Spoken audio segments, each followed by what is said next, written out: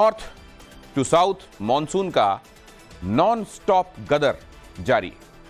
अब आधे हिंदुस्तान नहीं, करीब करीब पूरे देश में तबाही का आलम ऐसा है कि लोग त्राही त्राही कर रहे हैं। और यूपी में तो गजब ही हो गया, यहां विधानसभा की बिल्डिंग ही पानी पानी हो गई। जिस रास्ते से माननीय सदन में जाते हैं वहां घुटने घुटने तक पानी दिखाई दिया। और उत्तराखंड से केरल तक पहाड़ लोगों को डरा रहे हैं। बिग एंड बोल्ड की पहली एक्सक्लूसिव रिपोर्ट में देखिए बादल फाड़ बारिश से जारी तबाही की ये तस्वीर।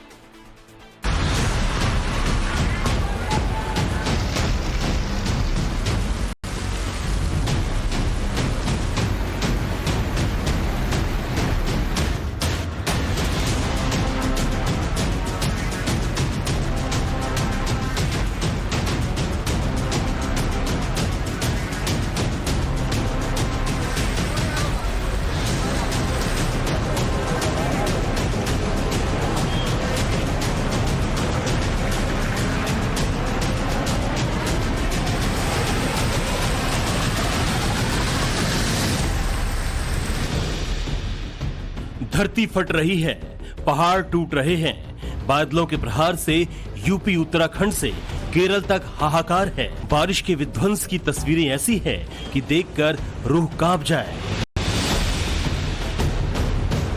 कुदरत के सैलाबी प्रहार के सामने इंसान की बनाई हर चीज ध्वस्त हो रही है। घर, मकान, सड़क और पुल तिनके की तरह ध्वस्त हो रहे हैं। सैलाब सब कुछ बहा ले जाने पर आमादा है। गलियों में पानी की रफ्तार डराने वाली है। लोग घरों में कैद हैं। वजह भी है, अगर सैलाब में कोई अपने घर से बाहर निकलने की कोशिश भी करेगा तो पानी की तेज धार में बहकर कहां जाएगा कोई बता नहीं सकता। घरों की पहली मंजिल तक पानी पहुंच चुका है। तस्वीरें राजस्थान के बूंदी की हैं। यहां मूसलाधार बारिश के बाद शहर में हर ओर सैलाब नजर आ रहा है। सड़क पर घुटनों से ज्यादा पानी है। यहाँ के तलवास झरने में उफान आ चुका है। मस्ती करने के लिए यहाँ कुछ लोग भी दिख रहे हैं, लेकिन इन दिनों इस झरने के पास जाना खतरे से खाली नहीं है।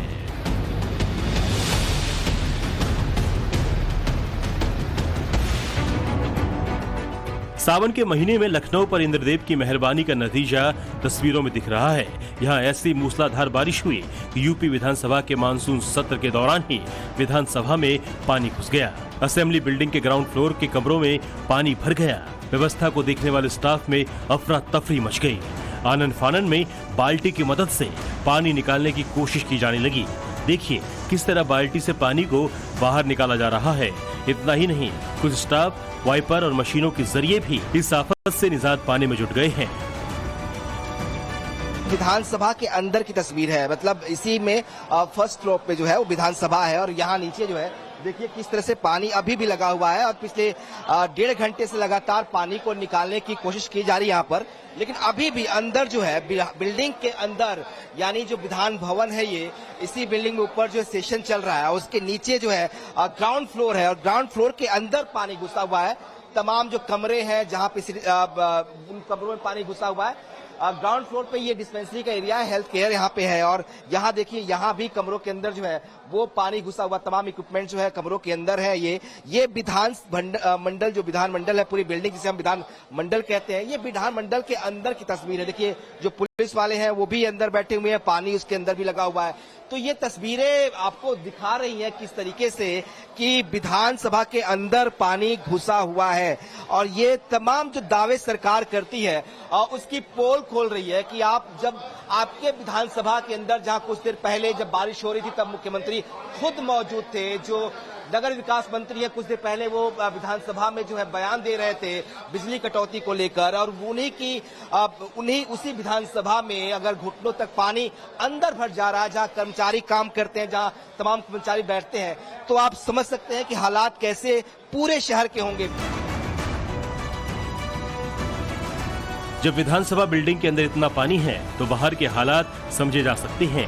जिस गेट से असेंबली कॉम्प्लेक्स में माननीय विधायकों की एंट्री होती है वहां भी घुटने तक पानी भर गया है। लखनऊ में आज सावन की पहली बरसात हो रही है और उत्तर प्रदेश की विधानसभा में मानसून सत्र चल रहा है। ये विधानसभा है और आपको तस्वीरें दिखाते हैं। ये यूपी की विधानसभा है जहां मानसून सत्र चल रहा है और इस दौरान जो है पहली बारिश जो है मानसून की, आप यूं कहें कि सावन की पहली बारिश, तो पूरा पानी किस तरह से वाटर लॉगिंग जो है इस विधानसभा के अंदर हुआ है। ये गेट नंबर 7 है जहां से तमाम जो माननीय विधायक है वो एंट्री करते हैं और तस्वीरें आपको एक बार दिखाते हैं कैसे जो है इस पूरी विधानसभा में पानी जो है भरा हुआ है। और बड़ी बात यह है कि जो ग्राउंड फ्लोर है उनकी सीढ़ियों तक पानी जो है वो पहुंच गया है। यानी कि अगर आप इसको विधानसभा में आपको चलना होगा तो आपको जो है आपके घुटनों तक पानी आ गया था। खबर ये भी है कि जो बेसमेंट्स है, बेसमेंट के अंदर भी पानी आ गया है। तो ये देखिए विधानसभा उत्तर प्रदेश की ये विधान परिषद का गेट है और इस गेट पे कितना पानी है, घुटनों तक पानी इस गेट पर लगा हुआ है। ये आपको तस्वीरों में जरिए दिखाते हैं कि कैसे विधान परिषद में घुटनों तक पानी जो है वो पहुंचा हुआ। और ये बारिश अब फिलहाल जो है वो खुल गई, हल्की सी कम हुई है, उसके बावजूद ही हालात है। तो अगर उत्तर प्रदेश की विधानसभा का जो बिल्डिंग है उसमें अगर घुटनों तक पानी है और बारिश खुलने के बाद, हालांकि जब बारिश हुई थी तो पानी और ज्यादा था, तो आप अंदाजा लगा सकते हैं कि राजधानी लखनऊ की बाकी शहरों, बाकी सड़कों पे, बाकी मोहल्लों में हालात किस तरह से होंगे। तमाम शहर में कुछ ही घंटों की बारिश के बाद जो है वाटर लॉगिंग हो गई है। पूरा एक तरह से कह सकते हैं कि शहर जो है वो लगा कि जैसे डूब सा गया है। हालांकि अब व्यवस्था की जा रही है पानी को निकालने की, ड्रेनेज सिस्टम को सही करने की। लखनऊ में भारी बारिश के बाद सरकारी सिस्टम की पोल खोलते एक और तस्वीर देखिए। ये लखनऊ नगर निगम का मुख्यालय है। दफ्तर में पानी भर चुका है। अफसर हो या कर्मचारी, सब जैसे तैसे दफ्तर खाली कर बाहर निकल गए। ये वीडियो भी नगर निगम के कर्मचारी ने बनाया है जो अब वायरल हो रहा है। इंजीनियर साहब भी इस तरह से लखनऊ नगर निगम मुख्यालय से निकल रहे हैं और वो भी परेशान हैं। वो अपना जूता खोल के अपने छोटे कर्मचारी उनको स्लीपर दिए और वो पहनकर उन्होंने निकल कर अपनी गाड़ी लगवा रहे हैं। ये देखिए सारे कर्मचारी परेशान हैं ये लोग। विधानसभा और नगर निगम हेडक्वार्टर के बाद अब शहर के हालात देख लीजिए। गलियों में सैलाब है, सड़कों पर इतना पानी है कि पैदल चलना नामुमकिन है। पार्किंग में खड़ी गाड़ियां पूरी तरह से डूब चुकी हैं। लालबाग, हजरतगंज, कैसरबाग इलाके में जहां भी नजर जा रही है पानी ही पानी नजर आ रहा है। पानी भी इतना कि जिन सड़कों पर गाड़ियां फर्राटे भरती थी वहां ट्यूब बोट चल रही है।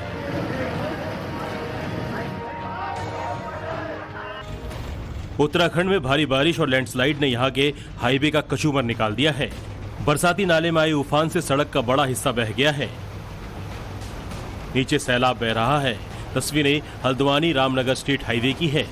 इस रास्ते से बड़ी गाड़ियों की आवाजाही रोक दी गई है, लेकिन जान जोखिम में डालकर लोग पैदल इस पुलिया को पार कर रहे हैं। अब टिहरी से इन तस्वीरों को देख लीजिए। लैंडस्लाइड के बाद हाईवे का 50 मीटर हिस्सा गायब हो चुका है। ये गंगोत्री हाईवे है। सावन के महीने में आवाजाही जारी है। कोई गाड़ी हादसे का शिकार ना हो, ऐसे में यहाँ बोर्ड लगा दिए गए हैं। जो तस्वीरें मेरे सामने हैं वे बेहद डरावनी। देखिए सबसे पहले मैं आपको तस्वीर दिखाता हूँ। देखिए ये जो तस्वीर है गंगोत्री राष्ट्रीय राजमार्ग की है। ये रास्ता चार धाम यात्रा को जोड़ता है। यहाँ से चंबा होते हुए, टिहरी होते हुए आप यात्रा पूरी करते हैं। चार धाम यात्रा के बीच में राष्ट्रीय राजमार्ग के ये हालात हैं। देखिए मूसलाधार लगातार पहाड़ों में बारिश हो रही है और लगातार सूचनाएं मिल रही हैं आपदा की घटनाएं बढ़ गई हैं और लगातार मौसम विभाग भी हिदायत दे रहा है कि आप यात्रा तभी करें जब उत्तराखंड में बेहद ज्यादा जरूरी कोई काम हो। लगातार कांवड़ मेला भी चल रहा है और ऐसे में कोई दुर्घटना ना घटित हो, ऐसे में सरकार लगातार प्रयास भी कर रही है। देखिए इस राजमार्ग का जो 50 मीटर का हिस्सा बह गया है उसे पूरी तरह से कवर कर लिया गया है, लेकिन जो स्थिति है यहाँ इस राष्ट्रीय राजमार्ग का निर्माण बेहद जल्दी नहीं किया जा सकता। मूसलाधार बारिश चल रही है और अंदाजा ये लगाया जा रहा है कि ऐसी और भी जगह पैचेस और आ सकते हैं। केरल के वायनाड में पिछले 40 घंटों से रेस्क्यू की जद्दोजहद चल रही है। मलबों के ढेर में पत्थरों के नीचे दबी जिंदगियों को बचाने की जंग जारी है। जमीन से लेकर आसमान तक रेस्क्यू ऑपरेशन चलाया जा रहा है। इनमें एनडीआरएफ के साथ साथ सेना के तीनों विंग से जुड़े जवान शामिल हैं। टाइम्स नाउ नव भारत की टीम ने लैंडस्लाइड के एपीसेंटर कहे जाने वाले मंडकई में जारी रेस्क्यू रिलीफ ऑपरेशन को कैमरे में कैप्चर किया। अभी फिलहाल हम देख रहे हैं कि आर्मी की चॉपर जो है यहाँ पर सप्लाई ड्रॉप करने आई है। सप्लाई ड्रॉप करके वो एयरलिफ्ट की भी कोशिश करेगी। कल 50 से अधिक लोगों को एयरलिफ्ट किया गया था। यहाँ पर जो मिलिट्री की चॉपर है अभी सप्लाई दे रही है आर्मी को, लेकिन यहाँ पर आर्मी के पर्सनल को चलना भी मुश्किल है, ऐसा टेरेन है।